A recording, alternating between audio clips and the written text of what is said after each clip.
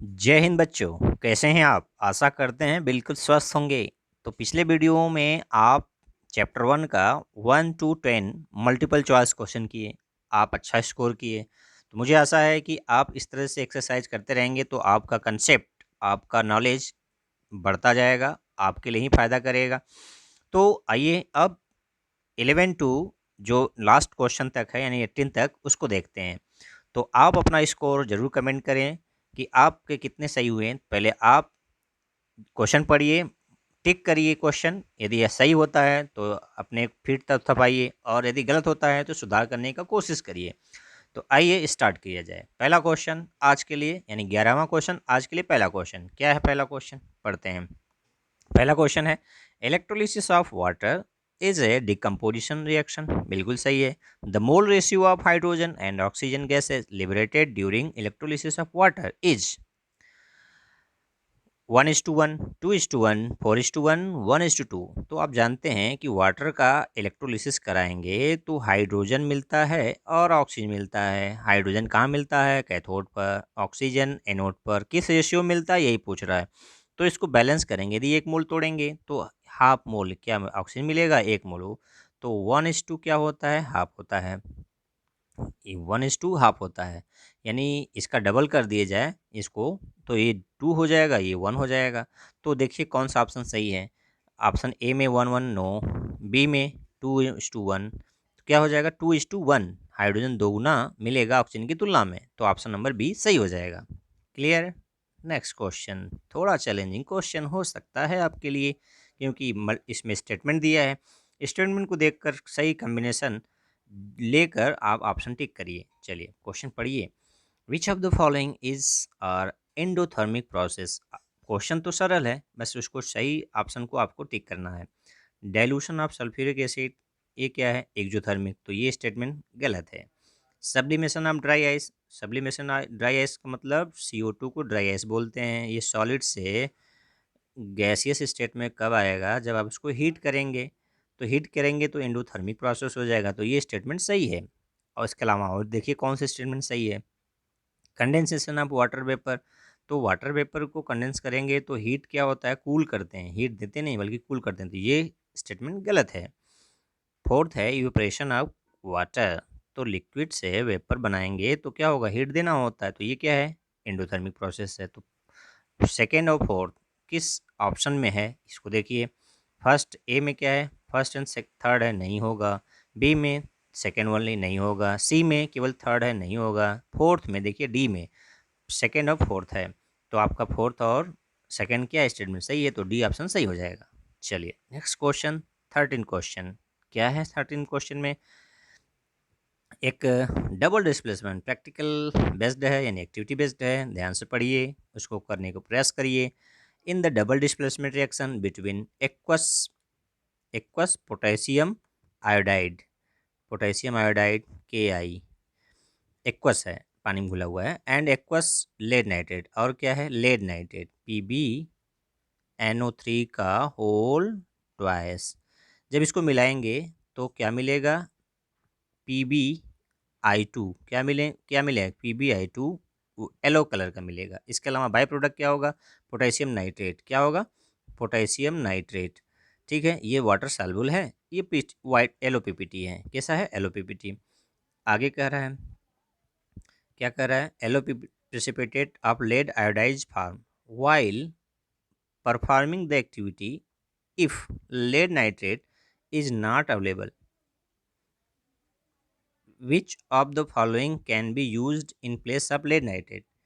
Lead nitrate की जगह पर आप इसमें से क्या यूज कर सकते हैं यदि आपको परफॉर्मिंग करते समय न मिला तो लेड चाहिए। किस तरह से लेड आपको कहाँ से मिल सकता है? तो ऑप्शन आपके है लेड एट सल्फेट इनसॉल्युबल, जी नहीं। इनसॉल्युबल है तो पानी में घुलेगा तो लेड आयनाइज आयन में मिलेगा ही नहीं, तो ये नहीं होगा। B lead acetate, lead acetate हो सकता है। कैसे? क्योंकि लेड एसीटेट क्या है? वाटर सॉल्युबल है।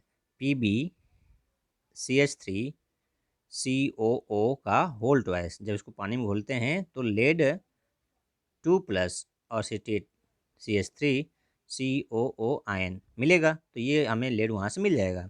तो ये ऑप्शन क्या होगा? बी सही है। बी सही है, ए गलत है। सी अमोनियम नाइट्रेट, ये तो नहीं है। डी, ये भी नहीं है। तो ऑप्शन नंबर बी सही हो जाएगा। ठीक है, चलिए 14 क्वेश्चन, इंपॉर्टेंट क्वेश्चन हो सकता है, चैलेंजिंग क्वेश्चन। आपके कितने सही हो रहे हैं कमेंट करके जरूर बताइए। विच of the following gases can be used for storage of fresh sample of oil for a long time? यानी ऑयल कंटेनिंग फूड मटेरियल या फैट को ऑक्सीडेशन से रोकने के लिए आप किस गैस का इस्तेमाल करते हैं? आप जानते हैं कि हीलियम या नाइट्रोजन गैस का इस्तेमाल करते हैं, क्योंकि ये प्रिवेंट करता है रेंसिडिटी यानी ऑक्सीडेशन से। ऑक्सीडाइज नहीं होगा तो ये महकेंगे नहीं, तो इसको ये रोकता है। तो ऑप्शन क्या क्या है इसको देख कर बताइए। कार्बन डाइऑक्साइड और ऑक्सीजन ए में दिया है, नहीं। ऑक्सीजन और कार्बन डाइऑक्साइड दोनों नहीं है। नाइट्रोजन और ऑक्सीजन, देखिए नाइट्रोजन तो सही है लेकिन ऑक्सीजन भी कर रहा है, या तो ये बी में नहीं सही है। सी है कार्बन डाइऑक्साइड और हीलियम, हीलियम सही है लेकिन कार्बन डाइऑक्साइड या कह रहा है, तो इसमें भी सी भी नहीं सही है। हीलियम और नाइट्रोजन, ये डी ऑप्शन सही है। तो डी ऑप्शन क्या हो जाएगा? बिल्कुल सही।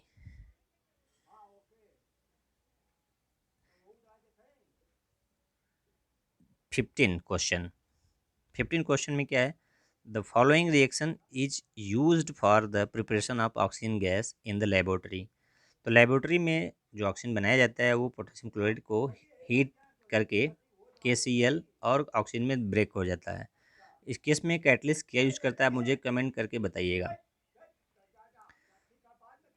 कैटलिस्ट कैटलिस्ट क्या यूज किया जाता है इसमें बताइएगा। Which of the following statements is are correct about the reaction?